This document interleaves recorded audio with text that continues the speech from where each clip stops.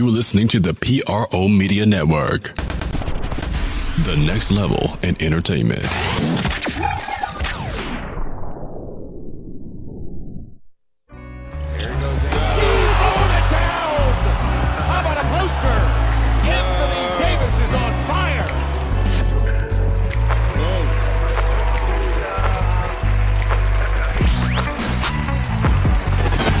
You're listening to the Pelicans post-game report on the PRO Media Network for all things Pelicans. That's right, you're now listening to the Pelican post-game report on the PRO Media Network. I'm Big Q, and co-hosted with me is my co-host, DC, is in studio. What's going on, DC? Oh yeah, up in here on this lovely morning, feeling good. Almost afternoon. The 12 o'clock show. All right, well, we're going to talk about today on this podcast, 156. We'll cover the Pelicans' eighth win in a row over the Dallas Mavericks, 126-109. A little revenge for what they did the last time we played. They won by 8. They shot us out the gym, but we got them back in major fashion. So we like to start the podcast off by giving you a round of applause to all of our supporters and people that donate and share the show. Thank you for everything. We appreciate you. And we'll continue to keep giving you quality content and podcasts like what we're going to give to you today. 156 podcast for the Pelicans. 126-109 win over the Dallas Mavericks. We'll break the game down with stats and facts. We have some interviews from Coach Al Gentry, Anthony Davis, and Jrue Holiday. They'll chime in on the game. We also talk about some topics. Jrue Holiday playing at an all-time level contributed to the Pelicans' success. We'll discuss that. We also talk about the Pelicans' eighth game winning their eighth game in a row for the first time in a long time. Can they possibly extend this winning streak? We'll consider that as well and break it down. Okafor was injured, played 4 minutes of the previous game, and then he didn't play at all against the Mavericks. Had some issues. We'll break it down and talk about how the Pelicans were able to adjust and still get the victory. We're going to talk about the glue guy, as we call him, Nikola Mirotic, who bounces back and forth between starter and bench. Doesn't matter. Nikola always comes true for us. We're going to talk about that. Pelicans climb. They climb in the Western Conference playoff race, people. Oh, yeah. The Pelicans are now fourth in the Western Conference. They leapfrog both San Antonio and the Minnesota Timberwolves, who are currently on 2-game slides. The Pelicans are officially the number 4 team in the Western Conference race. So big ups to the Pelicans. So we're going to cover that today. We're also going to talk about the preview the Los Angeles Clippers game in the second segment, and with facts, stats, and predictions on what will happen in that game Tuesday night in Los Angeles. So we'll cover that game as well. Now let's get into some of the topics. DC, of course, the Pelicans were able to beat the Mavericks 126-109. Pretty much they were in control of this game from start to finish. Pretty much they shot almost 54% from the field. They shot 46% from the three-point line. They held their turnovers down to 12, in which they only allowed 11 opposition points off of 12 turnovers. They dominated them in far as the rebounds to go 56-47. They out-assisted them 27-25. They had more fast break points than them, 27-19. They beat them in points in the paint, 56-40. The Pelicans outshot them 58% to 44% from the field. They beat them shooting in the three-point line, 46% to 43%. I'm going. It was a full outright domination of this Dallas Mavericks club. What's your thought early on the Pelicans' 8th straight win before we play a little Alvin Gentry? I felt good about it. I can't say I was amazed because it's the Dallas Mavericks, but they did beat the Pelicans by 8 the last time, 128-20 now. And so did Sacramento, and I think Phoenix also beat us one time earlier this year too, if I'm not mistaken. Maybe I'm wrong about that, but I think you're wrong about that. Go ahead. Low tier teams is my point. Right. We don't usually play well against. We got that Saints thing going on where we play down and up to our competition. So for them to go in and beat a team like a drum, the way they were supposed to, was pretty impressive to me from a mental standpoint to show you where this team is at right now. And I was impressed with that aspect of it, for them to have their head screwed on straight, to go in there and have pretty much a all solid quarters the whole game. 33 points one quarter, 32 points another quarter, 26 in the third, fell off a little bit, and 35 in the fourth. So that's what impressed me, the fact that they didn't have an off quarter. Right, and that's absolutely right. Although they did lose that third quarter, They only lost about 3 points, but still in we all, lost third quarter by like 15 points. But we 10 didn't points feel that, you know what I'm saying, because of the good plays for the other quarters. We didn't really feel feel that quarter. But let's listen to what Alvin Gentry thought about the game, as of course he's feeling quite jubilant. You know, we had good energy at the start of the game. We just went to that one little spurt in there where they made some shots, and we had a couple of bad possessions. But I thought for the most part, we guarded the way we should have. You know, last time we played this team, they had 22 threes against us. And so we tried to get them off the three-point line. And then we tried to run mainly on misses. You know, we wanted to be able to defensively come up with stops and then be able to get out and run. And if we did that, we felt like we could get the ball into the paint on drives and try to finish plays that way. Coach, how important was the way that your bench played tonight? I thought it was great. You know, unfortunately, we had to put those guys back in. I was hoping that we could maintain a league enough that we could keep those guys out the remainder of the game. But, you know, this team right here, that's why I say anybody that thinks these guys are tanking it is crazy. Because, I mean, I know Harrison Barnes, I know Dirk, I know those guys. And when they're out there playing to win. You know, I know that for a fact. And so I don't think you can let up because you know, we let up a little bit, and you see what happened. It goes from 17 to 4 just like that. Talk about the way that Jrue Holiday just set the tone for this game, and he's going through a great streak here right now. I think he's playing good basketball. He's playing really good basketball. I think he's playing with a lot of confidence, and you know how it is in this league. Confidence means everything, and he's shooting the ball well. Good job of taking the ball to the basket, and also a good job of finding guys on dribble penetration. So, you know, he and AD and those guys are really just playing at a real high level. You know, he and AD are really playing at a high level right now. Pretty good game for Nikola Mirotic in the starting lineup today. Yeah, I think he's finally realizing that, you know, I think he gets a little nervous when he shoots it a couple of times or 3 times. That's Coach Al Gentry breaking down his thoughts on the game. And, of course, Al Gentry is feeling pretty good, as well as the Pelican Nation right now, and Pelican fandom's feeling pretty good as the Pelicans extend their winning streak to 8 games, the first time in some time. I think we're gonna have a bandwagon in a little minute, bro. Yeah, I mean, I see the bandwagon. they have coming, to, right? Bro. They have to, right? Yeah. And we take a look at some of the numbers dealing with the player of the game. Obviously, to me, is Jrue Holiday. He was absolutely excellent. You know, 30 points in the game, 7 assists. In 32 minutes of play, was 12 of 19 from the field, was 2 of 3 from downtown, 4 of 4 from the free throw line. Jrue Holiday put together a complete game offensively and defensively. That's starting to become the norm. But I guess it's just like when you watch and you playing a guy as great as Andy Davis is, sooner or later some of that greatness has to wear off on you. Oh, yeah. And as I can see, Jrue Holiday is definitely basking in the glow of AD's light, and he's turning it on. 30 points tonight for Jrue Holiday. The most efficient player on the floor tonight. Jrue Holiday is doing it big, following their moniker to the T. Let's listen to what he thought on the game. Jrue Holiday. I think before that, Dallas had the momentum, and I think they got within like 4 or something like that. So to have those 2 big threes, to go 10-0, just to push it back up, I think gave us the energy we needed to finish out the game. What do you think about the way that you guys are playing? I mean, obviously you're getting these wins, but just the offensive numbers that you guys are putting up as far as 120 points for weeks at a time is not something that you see in the NBA that often. I think it's just a lot of energy, some great energy here from everybody. I think everybody knows each other really well, very comfortable, and the ball has energy. I think we're playing with pace. Every time Rondo gets on the court, man, I'm taking off, and I feel like he's the reason why I got started today. Is obviously after the rebound or off a break, I'm taking off trying to get some transition points, and he's always pushing the pace. So, you know, he's kind of the head of the snake with that, and fast as hell. So, and, you know, I got to get a run to start, but just taking off and him looking up for me has been awesome. This was probably the biggest impact that Czech's had in the game this year. What did you like about just the way that he played and what he did out there? Man, he did a great job. He did amazing executing the game plan.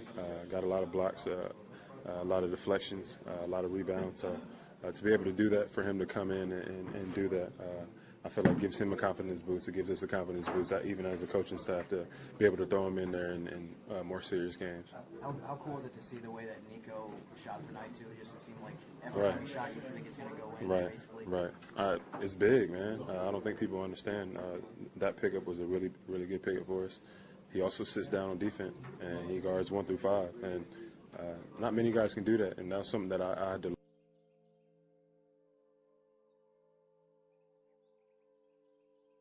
I think before that. That's Jrue Holiday, man. Player of the game, 30 points in the game, 7 assists in 32 minutes, 12 of 19 shooting. Jrue Holiday is the truth as he continues to play. In just a minute, we'll play Anthony Davis, who actually played really well as well. But he wasn't even the second best scorer in the game, DC. It was Nikola Mirotic, the glue guy. Whoa. So we'll talk about that, mention him Mr. in one Nicotine. of the segments. But Nikola Mirotic played really big in this game. Anthony Davis finished the game with 23 points, 13 rebounds, and 3 steals, 3 blocks in 37 minutes, 9 of 19 from the field, 5 of 5 from the free throw line. Anthony Davis, once again, a double-double machine. Wasn't his traditional 25-plus DC, but he still got it done. This was a down game for AD, man. Isn't that crazy? Yeah, he had 23. That's crazy, man. AD, all you could drop was 23? And you only got 13 rebounds? All right, you got 3 steals and 3. Crazy, you got man. 3 steals and 3 blocks. All right. But you only shot 47%? Come on, AD. That's amazing. Nah, this is a good game, AD, but we all know, man, this is an off game for you. If we, let's say, would have played the Houston Rockets and he would have played like this, we probably lost that game. Right. And that's saying a lot, man, how important he is to this team. But he did ham out 36 minutes, so much respect for that. And he was a monster on the defensive end. He definitely was. Played masterfully as usual. And we're going to play a little bit from said Anthony Davis on his thoughts of the game. You guys have scored 120-plus points. It just seems like the offense is playing at such a really good level right now. Yeah, we're just playing fast. When we play fast, we're able to score in transition and get a lot of easy looks. We're playing defense, which is leading to our offense. So that's what we've been doing in this little stretch, is playing defense and able to score quick. What do you think about the way that it's hard to even narrow down all the guys that played well tonight, but as far as like Jrue and Nico, especially offensively, it seemed like they both, were just really good tonight. Yeah, they've both been playing well through the stretch. They're making big plays, especially Nico. Jules has been taking over games, at points in the game. So them 2 guys are playing out of their mind and able to get us over the hump some games. But we're just trying to keep playing how we've been playing fast, playing hard, playing for each other. What do you think of Shaq? It seemed like you guys had a lot of fun watching him play and just go out there and do a lot of damage, rebounding, scoring. Yeah, he played well tonight. Rebounding basketball, finishing, hit a jump shot. So he did a lot of great things tonight. And like I said, everybody playing well. Everybody is taking on the challenge to step up.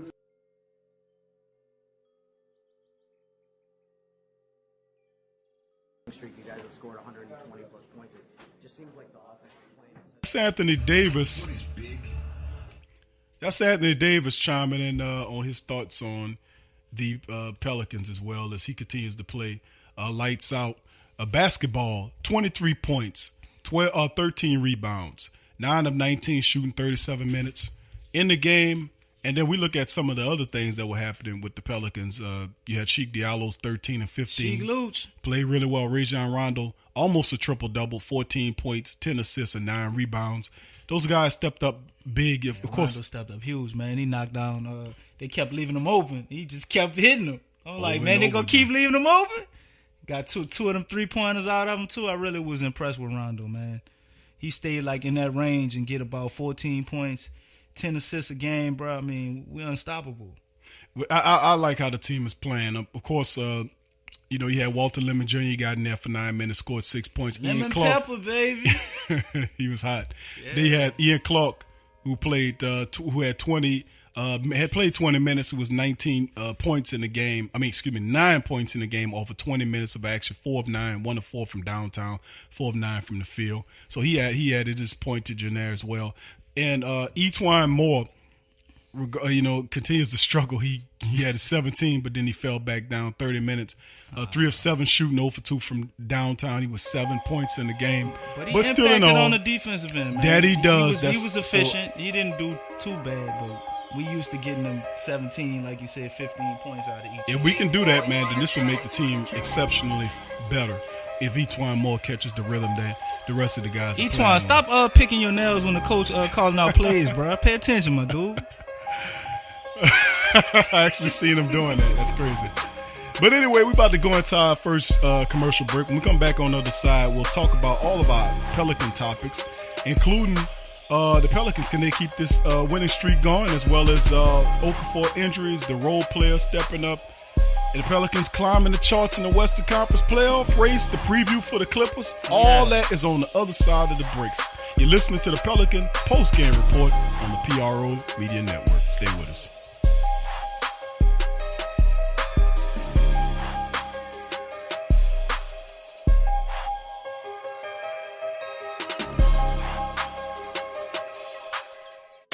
Get all the latest news and updates from your New Orleans Pelicans at the Pelicans Eye View, the new and official Pelicans Daily Journal, covering everything Pelican. Attention, everyone. Get breakdown on games, free agent signings, and potential moves. Unbiased opinions and straight up facts with statistical analysis from G Balance. Go to www.thesportsdaily.com/Pelicans-I-View. I'm a Saints and Pelicans fan, so the only podcast I can get my fix is The Sports Coma with Big Q. The guy's intense, funny, and they always keep it real. Check out The Sports Coma with Big Q and the guys.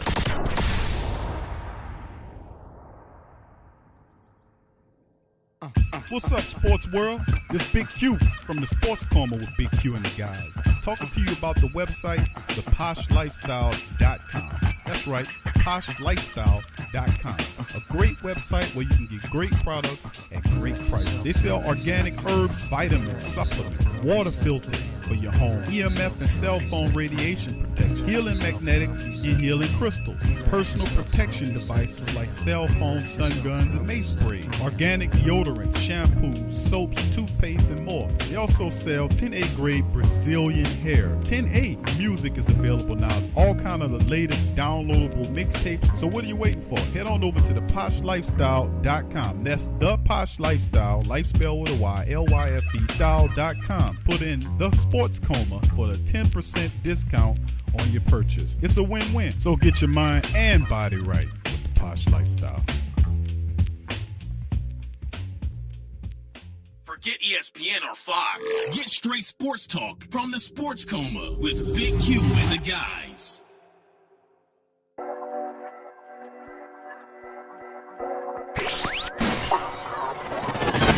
You're listening to the Pelicans postgame report on the PRO Media Network for all things Pelicans.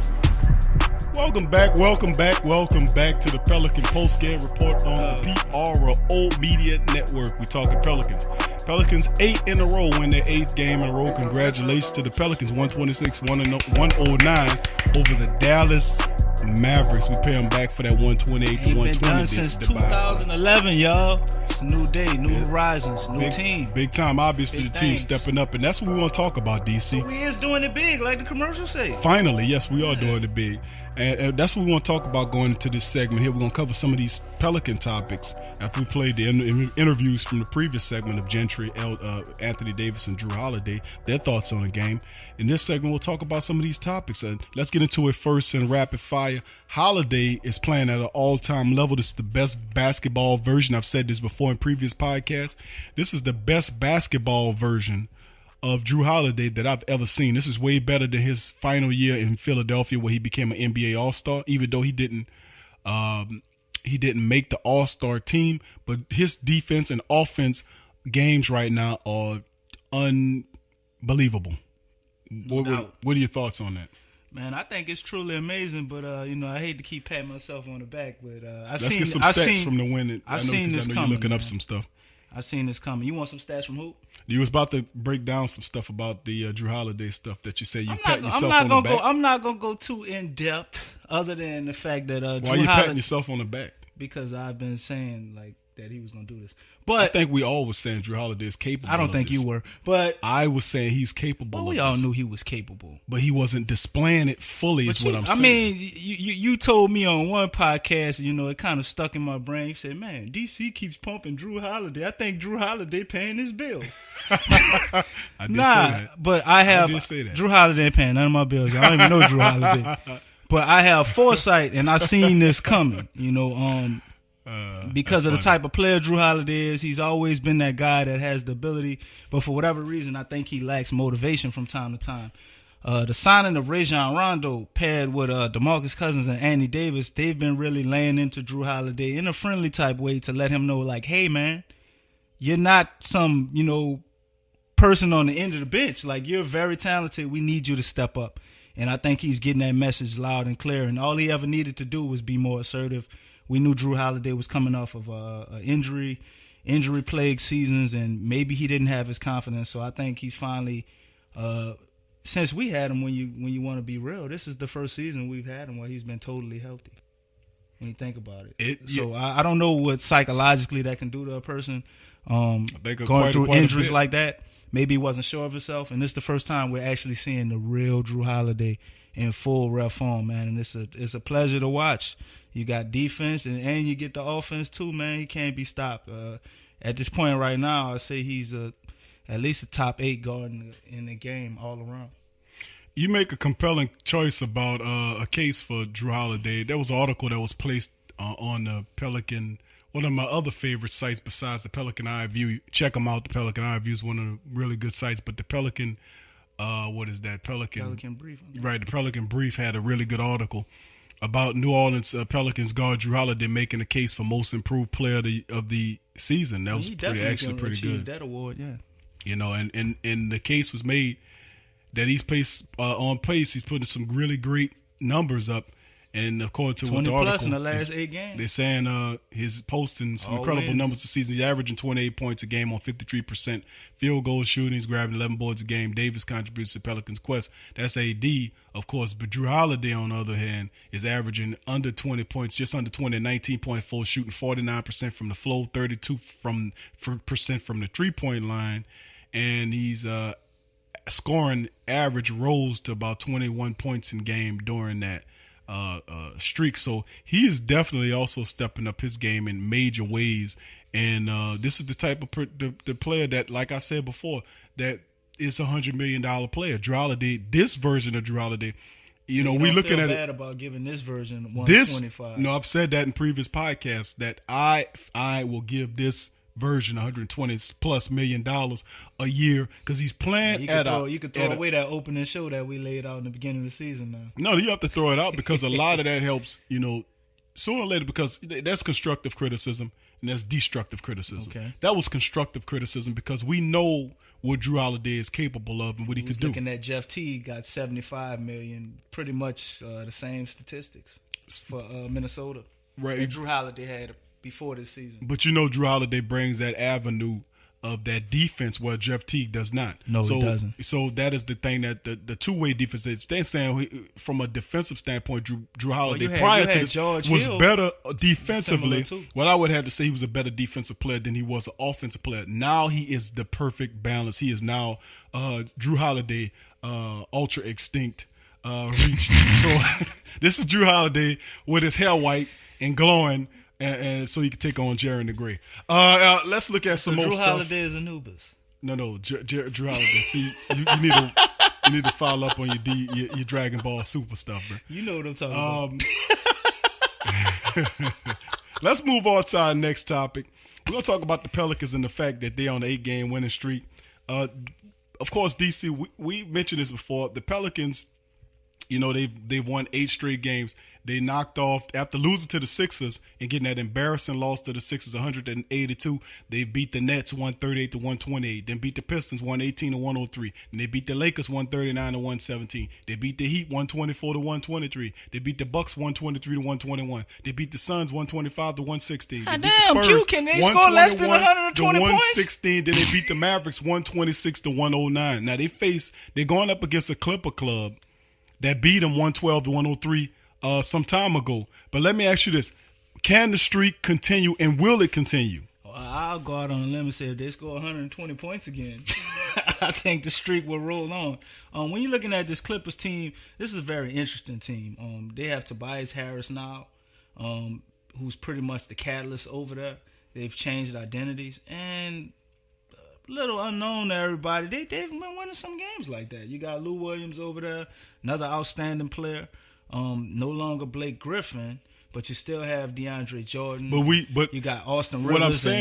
What I'm saying, not to cut you off, because we're gonna preview that game a little later. Oh, okay. But what I'm saying in terms of the preview. But what I'm saying in terms of we have 2 games left for this 4-game road trip, and there's the Clippers in Los Angeles. Of course, it's the Sacramento Kings in Sacramento. Both of which teams beat us the last time we played it. We lost to the Clippers 112-103, and then you span back a little further. We lost to the I think we lost to the Kings. I forgot when we lost to the Kings. Oh yeah, we lost to the Kings 114-103. So as I'm saying, we're gonna have a personal vendetta to win this game. So I'm saying the streak can definitely continue. Right? That's what you're asking me. Because they also lost to Dallas. Can we beat these teams to press to the test? Yes, because the level in the zone that the team is in right now, I think to stop a streak like this, you're gonna have to get somebody come in who's on the same level, if you understand what I'm saying, who's in the same zone, a team that's already starting to get on a streak of their own to be able to break ours.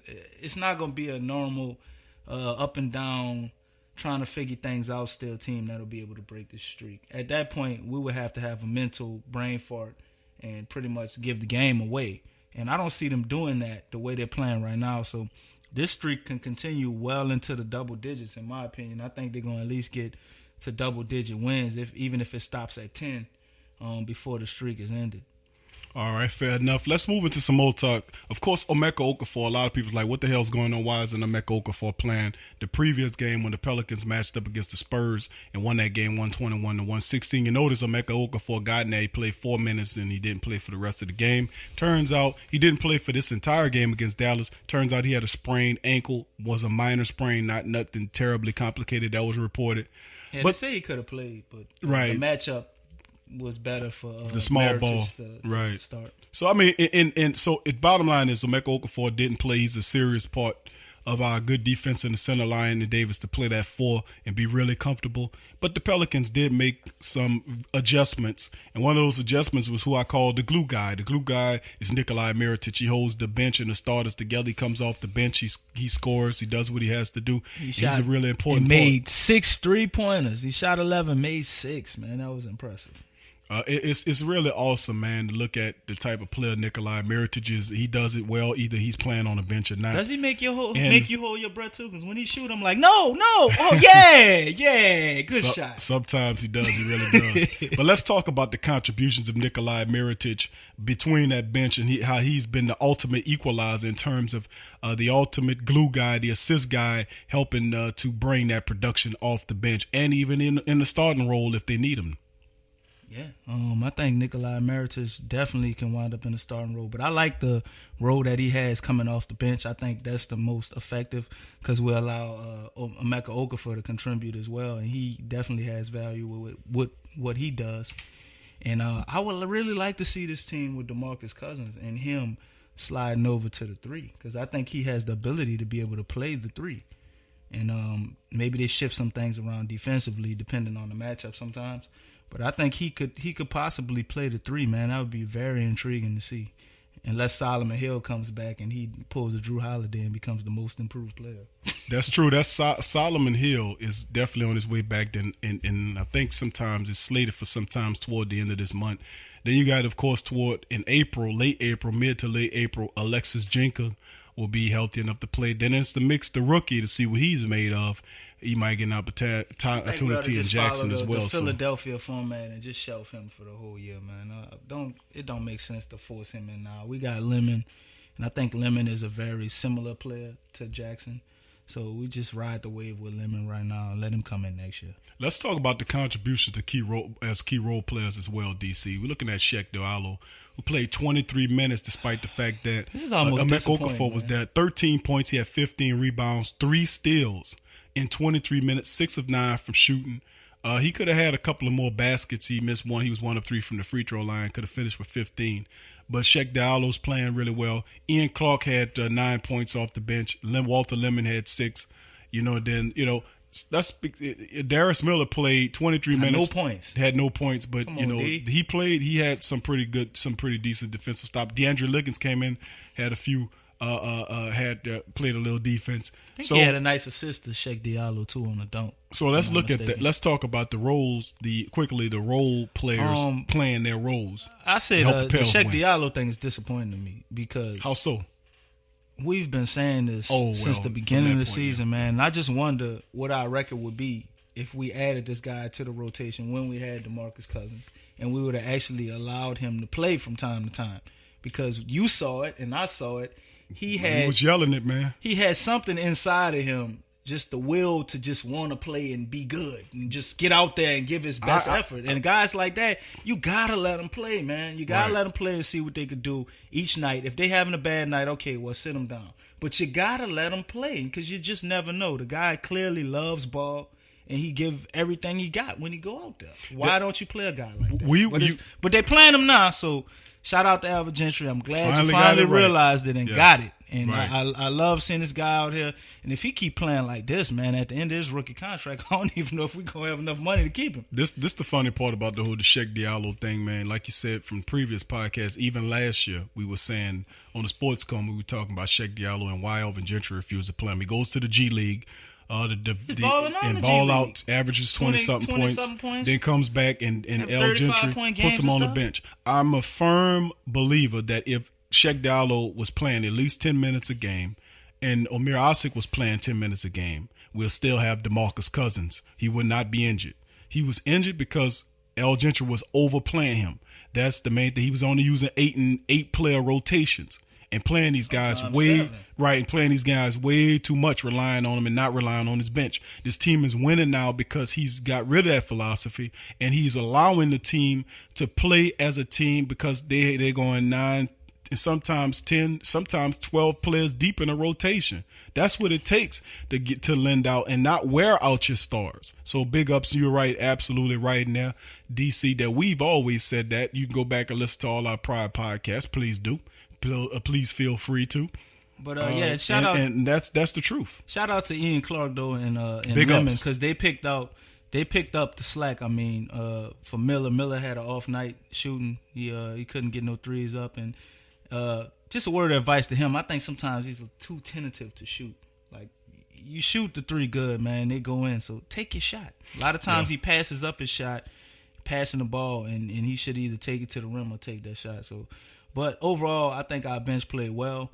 I just wonder how explosive we probably could have gotten to the 130s, maybe 140s if Miller would have had one of those big nights that he does. Absolutely. Let's talk about the Pelicans, man. They climbing the charts. Pelicans move all the way up from what was, I think, 5th at the time. They're now in the, 6th? Now they're now 4th in the Western Conference playoff races. With that win, they leapfrogged the San Antonio Spurs, who lost again last night. Minnesota, who without Jimmy Butler, lost again. Both the Spurs and the Minnesota Timberwolves have lost 2 games in a row. The Pelicans have leapfrogged both teams to the 4th spot in the Western Conference playoff race. It's looking pretty damn good right now. We made it from ashy to classy, baby, in my Biggie voice. So I guess Skip Bayless and the rest of those clowns like Stephen A. Smith, who was saying we don't have any expectations of the Pelicans. They're not even a top 4 team in the Western Conference race. It's these guys here, man. We did a podcast 155. You can listen where we lambaste both those clowns for talking about our Pelicans when they don't even really watch the Pelicans. I didn't say much on it, man. You handled it yourself. You ain't need me on that one. But let's look at the Western Conference playoff race, DC. Let's address this quickly. Houston is obviously still a team. They're still winning games. They've won 15 in a row. Right. And they're sitting at 49 and 13. And we beat them, by the way, y'all. We've beaten the Houston Rockets. That's right. Golden State is 49 and 14. They're on a 5-game winning streak. Winners of 8-2. They tore us up now. 3 times. Then we got the Trailblazers, who the Pelicans are just 1 game back of, who sit at the 3rd spot, 37 and 26. I think we got 1 more game against the Trailblazers. The Trailblazers. We split with them. We got we both. Do we have the tiebreaker? I'm not certain. I think we got the tiebreaker in that one, but The Trailblazers on a 6-game winning streak of their own. Of course, they're 37-26, and then our Pelicans sit at the number 4 spot at 36-26, winners of 8 in a row. So, looking at that, we're climbing the charts. We're climbing rates. We're not in the top 4 in the Western Conference rates. The 2 spots are Houston and Golden State. Then we got a Portland team who we most certainly could beat. I mean, we can most certainly, but, we're looking at the Clippers coming up. And we'll get into that in just a second when we preview the game. But we most certainly are climbing these charts, DC. Oh, yeah. Most definitely, man. I love what I'm seeing because, at the beginning of the injury, because that was almost like a new season for us, if you really think about it. When DeMarcus Cousins got hurt. That's a good way to look at it, man. The record was 0-0 from that point because, even we thought it was bleak. And we was like, well, maybe they should just wrap it up and try to get a higher draft pick and wait for next season. I mean, maybe we get one of these amazing rookies coming out of the draft. But they didn't do that, and I'm glad they didn't, man. They went out there. They lost some games in the beginning, started off 1-5, and then they went on to make it 17-8. What should be 18-8 now after the win yesterday. So the team took on a new identity. They took the challenge and they embraced it, man. And they stepped up to the occasion, and all that hard work and energy and effort. Now you're looking at them being the 4th seed, definitely destined to me to be the 3rd seed, like we talked about maybe 3 shows ago. I see the Pelicans as the 3rd seed. Can they hold on for the rest of the season? Not sure yet, but the way they're playing right now, I don't think they're going to cool off the slightest until they at least get to the 3rd seed. Well, let's take a look. Let's do that, man. Let's quickly get into this preview. We got about 4 minutes left. Let's preview this Clippers game. Let's look at it and see what the Pelicans need to do in this matchup here to get the win. Of course, the Clippers, the last time they played the Clippers, of course, like we told you, they lost to the Clippers. Right. That was Blake Griffin, though. Right, and that actually was a pretty good game. The Pelicans was in league to win that game. They kind of let that game get away from them. But in the end, you take a look at it. What do the Pelicans? Well, let's do this. Let's just look at the as it stands right now. The Clippers are just outside the playoff race. They're positioned at 9th. They've won a few games in a row. They won 2 games in a row. They sit in 2nd place in the Pacific standings, ahead of the Lakers, Sacramento, and Phoenix. 2 teams that's not doing too well. But if you look at what the Pelicans bring, what the Los Angeles Clippers bring, they're a team that can score the ball. They average 109 points a game, give up 108. They shoot 47% from the field. They average 44 rebounds a game. They average 22 assists a game, 5 blocks a game, 8 steals a game. They're currently on a winning streak of 2 games, and they've won 7 of the last 10 games. So they have stabilized themselves as it stands. And looking at the injury report, Danilo Gallinari is listed as out for this game. Sean Kilpatrick and Avery Bradley are listed as out as well in this game. In the previous matchups, of course, the Pelicans won the first one, 111-103. Then came back in game 2 and lost 112-103. Now they're going to Los Angeles for the next 2 games to kind of turn the tables on the Clippers. Pelicans averaging 112 a game, giving up 111 a game, 48% from the field they shoot, 44 rebounds a game, 26 assists per game, 5.5 blocks, 8 steals, 8-game winning streak, 8-2 the last 10 games. DC, with all that said, and we'll give you some more stats if that don't tempt you. Let's hit them with a little bit more before I go to your commentary. Now, the New Orleans has won 7 of the last 23 meetings with the Clippers in 2 games against the Clippers this season. Davis has averaged 25 points, shooting 53% from the field, 13 rebounds and the like. And also in 2 games against New Orleans this season, Lou Williams averaged 18 points in the game. DeAndre about 12 points a game. 1 game against New Orleans early season, Detroit's Tobias Harris had 25 points, 5 rebounds, 4 assists on the game. Avery Bradley registered 24 points. Alvin Gentry is 17-10 against the Clippers. Doc Rivers is 21-14. So Coach Al Gentry actually has a winning streak against the Clippers, who he formerly used to coach. So, looking at the preview, DC, prediction, who do you think win this game and why? I think the winner or loser of this game is going to be determined by Anthony Davis. Anthony Davis is playing probably one of the best defenders in the game. And and DeAndre. So depending on his decision making and how he's able to navigate around that, as well as get boards, I think rebounds are going to be really important in this game, and to limit their second chance points, because DeAndre is a monster on the boards. So if we can neutralize DeAndre Jordan and allow people to get into the lane and wreak havoc like we want to, I think we go ahead on to take this game, because the last time we lost, that was the problem. Right, absolutely. Well, if we're going to play DeAndre, if DeAndre Jordan is going to be there, we're going to need a Mecca Okafor to match up with him. It definitely. But on the offensive end, when AD gets the ball, we know who right. Playing off ball, watching him. But we most certainly going to need a Mecca for this game. Perhaps that's why they were sitting him. Hopefully he'll play. It'll be Tuesday night in Los Angeles Staples Center. And, of course, DC said the Pels will win. I will have to concur with that analysis. I agree. The Pelicans should beat the Clippers. They're a better team. They're playing better. Right now, they're playing. Clippers are a scrappy team. They ain't going to be no big challenge. No, they're not. But I think the Pelicans will be up for the challenge. So I will have to pick the Pelicans to get their 9th in a row. So that'll do it for the Pelican Post-Game Report on the PRO Media Network. Thank y'all for joining us. As usual, if you want to help out the show and you listen to our content, please donate at the www.patreon.com/the PRO Media Network. Join all our social media pages at Instagram, Facebook, Twitter, the Sports Coma. Go there and find us and support us. Thank you for your time. And from me and DC, forget ESPN or Fox. Get straight sports talk from the Sports Coma with Big Q and the guys. What's up, world? This is DC from the Sports Coma with Big Q and the guys. Have you ever been sitting in front of your computer screen, or in traffic, tired, lacking energy, feeling drained? Did you know there are electromagnetic fields or EMF waves all around you that cause this disease? Get it? Dis-ease? Luckily here at Posh Lifestyle, you can get your EMF protection. They have pendants, the shell-dyed bricks, cubes, and pyramids. Check out the PoshLifestyle.com. That's life spelled with a Y. PoshLifestyle.com for all your health needs. So get your mind and body right with a Posh Lifestyle. Clear, clean, great-tasting filtered water. We're all thirsty for it. But in the U.S. alone, an estimated 2.5 million plastic bottles are added to the environment each year in search of the perfect drink of water.